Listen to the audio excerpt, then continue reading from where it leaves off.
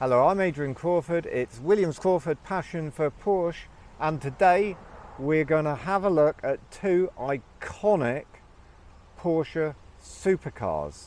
The first one you can see behind me is an 87 930 Turbo, and in my view they might not get any better than this.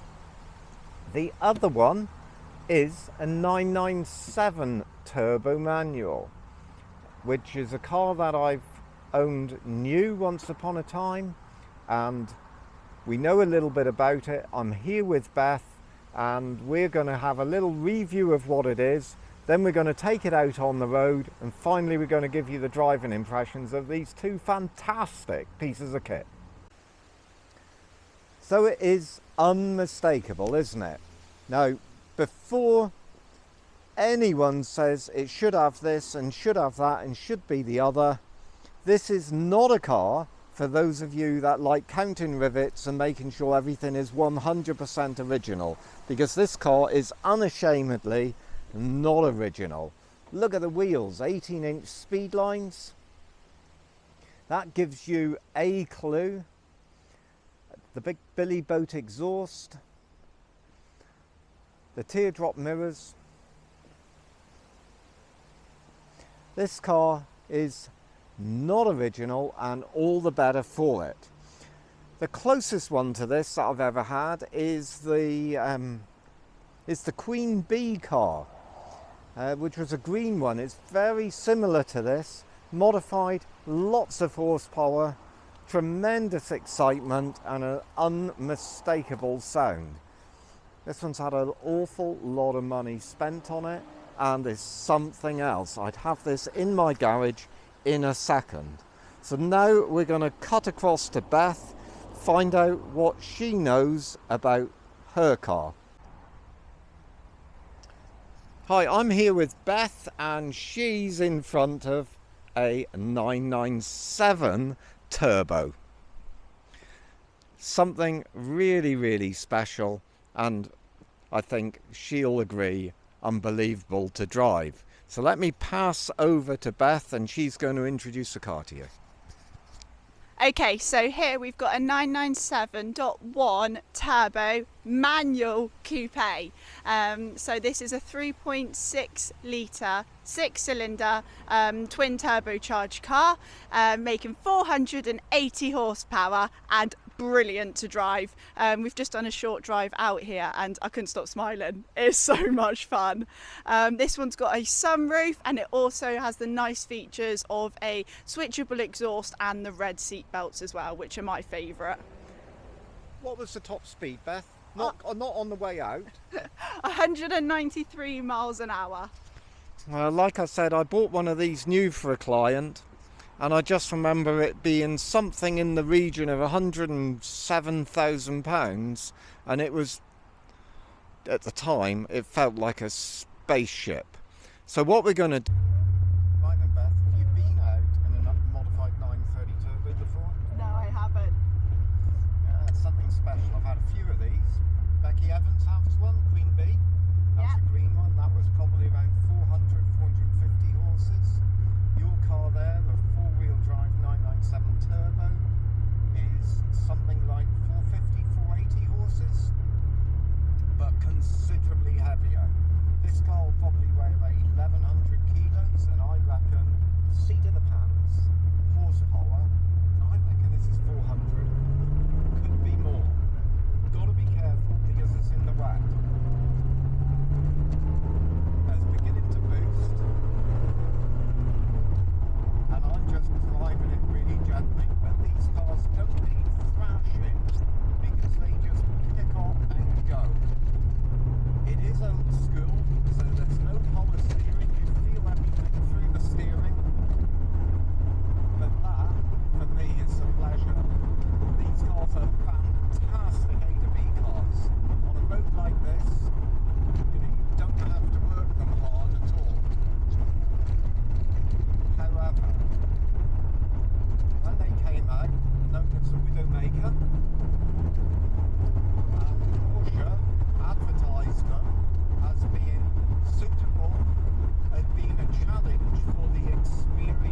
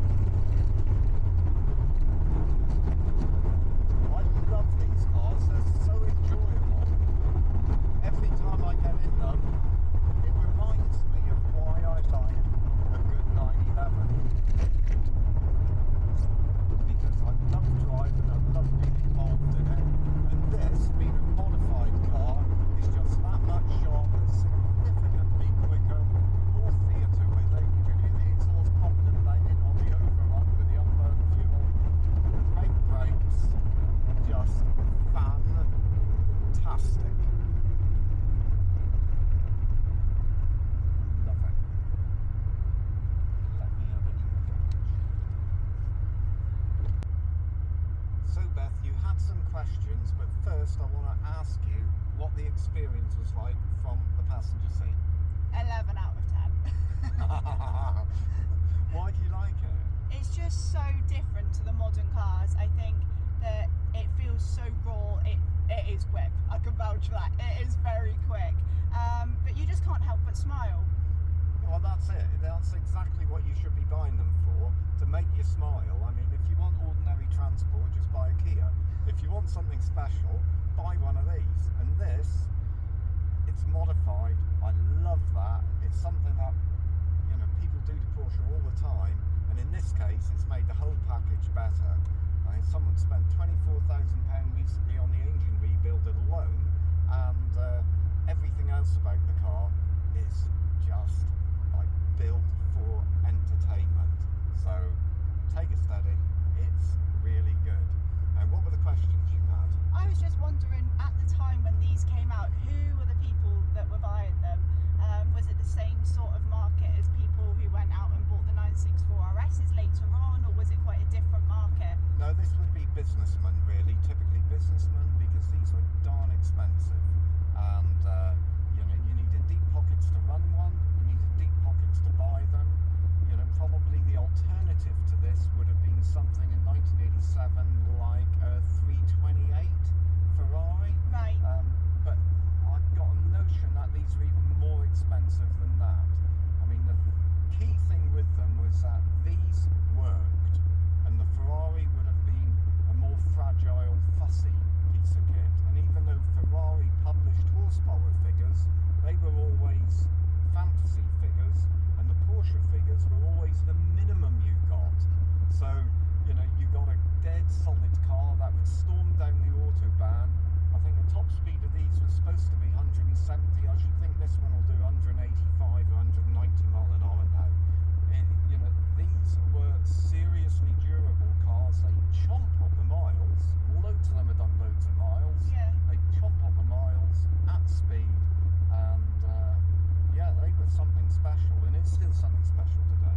And what about the colours? Obviously this one looks brilliant in the white, but what other sort of colours were coming out in them at the time? Probably around this sort of period, left-hand drive, white would have been a less common colour. Right. You'd have found lots of blacks, the occasional silver, dark blues, but it would have been like quite subtle colours really. And then for the UK, we had a lot of reds with cream interior. Right. We always had contrast in interiors. The Germans typically had like black on black. Yeah. And the Americans, you might get unusual colours in America, rosewood and golds and stuff like that. But for me, solid white, black inside, 10 out of 10, because it sort of like feels to me like motorsport. So yeah. So that is an 11 from you. Yeah, what are you giving it? I'm going to give it a 10 because that's my maximum, and I very seldom give anything a 10. So fantastic. Let's try the 997 Turbo next. So we're now in the 997 Turbo, and Mr. Crawford is driving. What's your first thoughts? Well, the first thought, of course, is everything is lighter and easier to use. The clutch felt like it's completely disconnected and broken. The steering is so light, and the car's so easy to drive. Gear shift is nice and tight, and sort of a shorter shift. I mean, this feels like the everyday supercar, which it was promoted as, but the reality is that it's not for every day. This is a car that you have and you use and you enjoy, just like having lovely clothes or a lovely pair of shoes. And on a day like today, where the weather conditions are mixed at best, this is something that really gives you confidence, because it's a four-wheel drive, it's got stability control, it's got fantastic ABS, and you know, you've got 190 mile an hour brakes, aero, handling, airbags. You've got everything going on in this, and you know, I can't help it, but I like almost all Porsche, and this is is the pinnacle of the cars at the time. You've got to remember that this was at a period where, like the 930, was still a period where Porsche weren't looking to produce a car under a certain price. They wanted it as a certain quality. Now listen to it.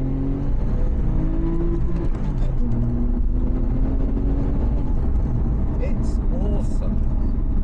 It actually doesn't feel as fast through the seat of the pants as the turbo, as the 930, because it's carrying loads more weight. But ultimately, A to B, I mean, there's no comparison. Like all Porsche, I say to people that they're all a lovely taste, and you just buy with your heart, you buy with what you like, and then you take due diligence on the condition, which is where likes of us hopefully come in and explain to you what you're really buying and what the implications are and warranty it and all that sort of stuff. But this is just quality, Beth. It's quality, you can feel it.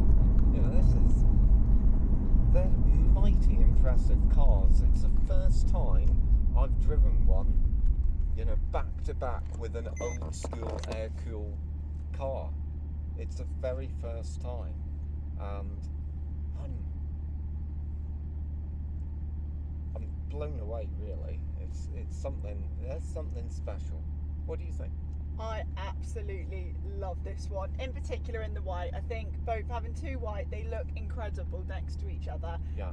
But also I was quite surprised at still how easy it is to drive. I was thinking flagship of 911. Am I going to be able to drive it? But you can. Yeah. This is a car that you could lend someone. You know, I used to have my mum take these, and she never knew really what they were. You know, she didn't know that it would do like 270 miles an hour or something. You know, she'd tootle along and go and, you know, do stuff with it, and she didn't have a clue, because they're so tractable and so easy. Whereas the 930, that's a whole different kettle of fish. Yeah. You know, that's like hairy chested. Not you, of course, but hairy chested. You know, you grab it and you really work with it and you respect it. This is a whole lot easier. Now, both of them, I think, for the future will do really well. They'll never produce cars like this again. No.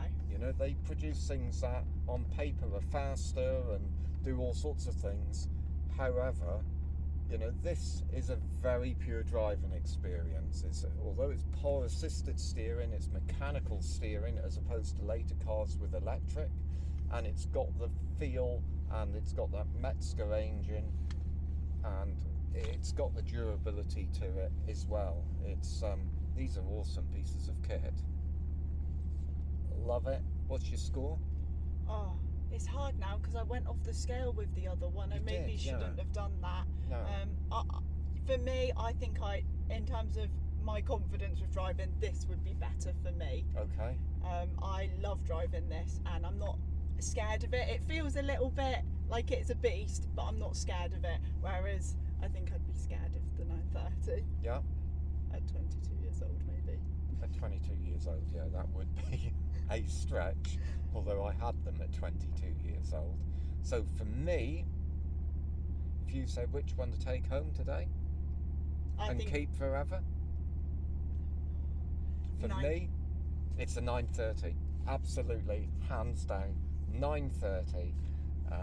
Because it's such an experience. You know, every time you take that car out, it's going to be an emotional experience. It's going to feel fantastic. Even if you go and post the mail in it, it's going to feel fantastic. You turn the key, it's all crackling and popping.